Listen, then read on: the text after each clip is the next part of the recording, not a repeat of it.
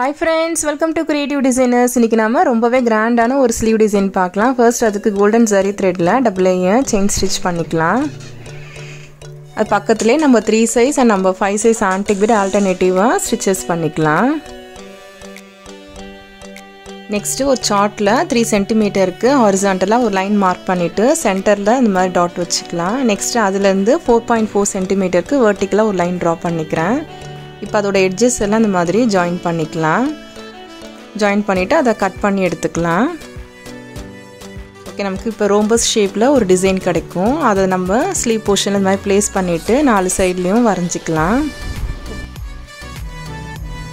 Same இதே மாதிரி நம்ம அந்த லைன் ஃபுல்லா வரைஞ்சிக்கலாம். நெக்ஸ்ட் லைன் வரையும்போது ரெண்டு பாக்ஸோட சென்டர்ல ப்ளேஸ் பண்ணிட்டு வரைஞ்சிக்கலாம். நெக்ஸ்ட் அந்த லைன்ஸ்லலாம் glue அப்ளை பண்ணிட்டு chakris பேஸ்ட் பண்ணிக்கலாம். chakrisலாம் dry ஆகணும். dry ஆனதுக்கு அப்புறம் stitches பண்ணிக்கலாம். ஓகே இப்போ dry ஆயிடுச்சு. இப்போ chakrisல ரெண்டு சைடுல stitches பண்ணிக்கலாம்.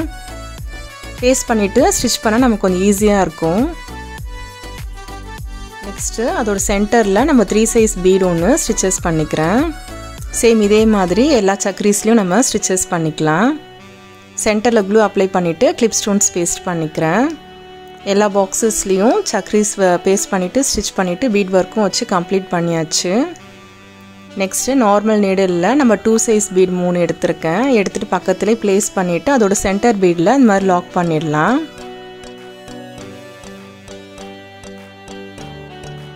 சேம் இதே மாதிரி நம்ம clip stones ஓட எல்லா சைட்ஸ்லயும் bead work பண்ணிக்கலாம்.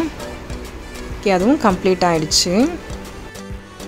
Blouse ஓட ஸ்லீவ் போர்ஷன் இப்ப கம்ப்ளீட் ஆயிடுச்சு. ரொம்பவே கிராண்டா வந்திருக்கு இந்த டிசைன் பார்க்கிறதுக்கு. நம்ம நெக்குக்கும் சேம் இதே டிசைன் அப்படியே ட்ரை பண்ணிக்கலாம். சூப்பரா இருக்கும். இது ரொம்பவே ஈஸியான ஒரு மெத்தட். ஆனா அதோட அவுட்புட் பாருங்க ரொம்பவே கிராண்டா இருக்கு. பிகினர்ஸ் கூட இத ட்ரை பண்ணலாம். இந்த வீடியோ உங்களுக்கு பிடிச்சிருந்தா லைக் பண்ணுங்க. மறக்காம நம்ம சேனலை சப்ஸ்கிரைப் பண்ணுங்க. கூடவே பக்கத்துல இருக்க பெல் ஐகானை கிளிக் பண்ணிக்கோங்க. உங்க ஃப்ரெண்ட்ஸ்க்கும் இந்த வீடியோவை ஷேர் பண்ணுங்க. Thanks for watching. Thank you.